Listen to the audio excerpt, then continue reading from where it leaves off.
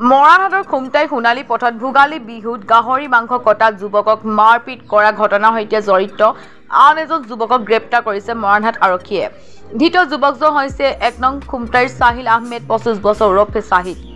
২৪ জানুৱাৰীত ৰেকিব আহমেদ ৩৪ বছৰ নামৰ এজন লোকক গ্ৰেপ্তাৰ কৰি জাললৈ প্ৰেৰণ কৰিছিল আৰক্ষীয়ে। ঘটনাৰ সৈতে জড়িত কবিৰ আহমেদ বৰ্তমানেও পলাতক বুলি জানিব পৰা গৈছে। উল্লেখ্য যে মৰাণহাটৰ খুমটাই সোণালী পথত ভোগালী উৰুকাৰ দিনা ভেলাঘৰৰ কাষতে গাহৰি মাংস কাটিছিল ক্ষীৰোদ চাংমাই আৰু প্ৰণৱ জ্যোতি গগৈ নামৰ লোক দুজনে। ইয়াকে লৈ সাহিল আহমেদ ওৰফে সাহিদ, কবিৰ আহমেদ আৰু ৰেকিব আহমেদ নামৰ যুৱক তিনিজনে ক্ষীৰোদ চাংমাইক মাৰপিট কৰিছিল। ক্ষীৰোদ চাংমাইক ৰক্ষা কৰিবলৈ যোৱা ক্ষীৰোদ চাংমাইৰ পত্নী আৰু মাতৃৰ লগতে চুবুৰীয়া কেইবাগৰাকী আঘাতপ্ৰাপ্ত হয়।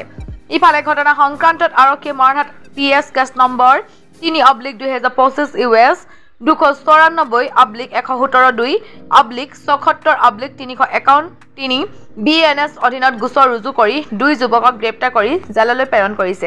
নিশা আপোনাৰ আমি জুইফাই আছিলোঁ। জুইফাই থাকোঁতে আপোনাৰ ক্ষীৰোদদাৰ ভেলাঘৰত মানে এজনে মাতি কিনি মাৰ ধৰ কৰিছে। তাৰপিছত আমি শুনিছোঁ, হুলস্থুল শুনি কিনি আমি দৌৰি গৈছোঁ। তাৰপিছত দৌৰি যোৱা দেখিছোঁ যে তিনিজনে মিলি কিনি ক্ষীৰোদদাক মানে মাৰি আছে। তো এজনে মানে পিছফালৰ পৰা ঘুচিয়াই আছে আপোনাৰ ৰেকিব আহমেদে। তাৰপিছত সাজিদ আহমেদে আপোনাৰ হাতত এখন তৰোৱাল লৈছে। তৰোৱাল মুঠি আপোনাৰ হাতত মানে নাকত এটেক কৰিছে। তাৰপিছতে তেখেতে চকুত আৰু নাকত মানে আঘাত পাইছে। তাৰপিছতে কাদিৰ আহমেদে আপোনাৰ ডিঙিত ধৰি গাপত মাৰি পিছফালৰ পৰা ধৰি আছিলে। তাৰপিছতে তেখেতে নাকৰ পৰা তেজ ওলাই কিনি তেখেত ঢলি পৰি গ'ল।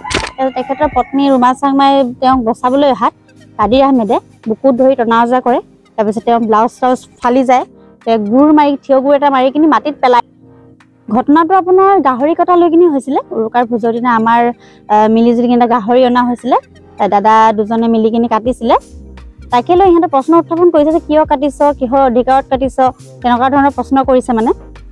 আমি ভাল পাইছোঁ, খবৰটো শুনি কিনি খুবেই ভাল পাইছোঁ। দুজনক গ্ৰেপ্তাৰ কৰিছে আৰক্ষীয়ে, মৰাণহাট আৰক্ষীয়ে।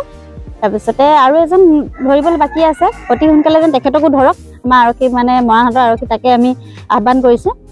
মানে মাঘৰ বিহু উৰুকাৰ দিনাখন যি আমাৰ গাহৰিটো কটাক লৈ এটা বাধা বিঘিনি বা সাংঘাতিক আমাৰ লগত যি মাৰধৰ কৰিছিলে পৰিয়ালৰ লগত, তাৰে 3জনৰ ভিতৰত 2জনক ইতিমধ্যে গ্ৰেপ্তাৰ কৰিলে।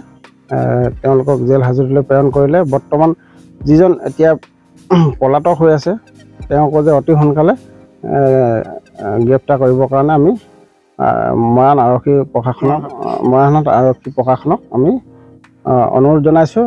আজি যোৱা নিশা সাহিদ আহমেদ ওৰফে সাহিল তেওঁক ধৰিলে বুলি আমি এতিয়ালৈকে শুনা পাইছোঁ। কিন্তু অশেষ ধন্যবাদ মৰাণ আৰক্ষী থানা। তাতক বৰ্তমান আপোনাৰ এই কাদিৰ আহমেদ ওৰফে বুটু, তেওঁক যেন অতি সোনকালে মৰাণ আৰক্ষী থানাই তেওঁক বিচাৰি উলিয়াব পাৰে তাৰে অনুৰোধ জনাইছোঁ।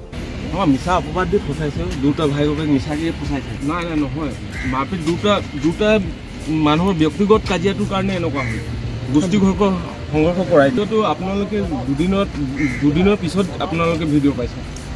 প্ৰথম যেতিয়া দুদিনৰ পিছত আপোনালোকে তাত ভিডিঅ' বনাব গৈছিলে তেতিয়া যেনে বস্তু তেনেকৈ আছিলে। তাৰপিছতে মিছা অপবাদ দিছে। আপোনালোকৰ ওপৰত ফুল আশ্বাস আছে। পলাই থকা নাছিলোঁ।